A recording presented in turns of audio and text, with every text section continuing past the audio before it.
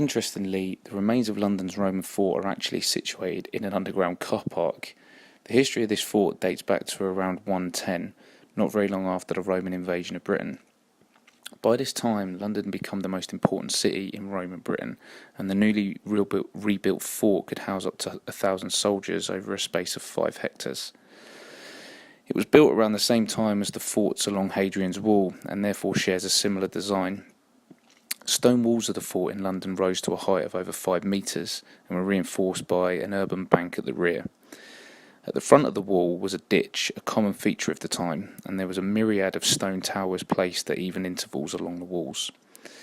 Although the Roman fort in London was around 3 times the size of those on Hadrian's Wall, it never in fact housed a permanent regiment. Instead, it was the home of the ceremonial guard that served the governor of Britain, a role which saw a regular rotation of soldiers in almost a secondment-type function. The fort itself was dissected by 2 main thoroughfares. One ran west to east, and one ran south to north. The administrative buildings were thought to be in the middle of the fort. To the south, east, and west sides of the fort would have housed the soldiers' barracks and support buildings. The north side of the fort was thought to have been completely free of buildings, and instead was used as a parade ground.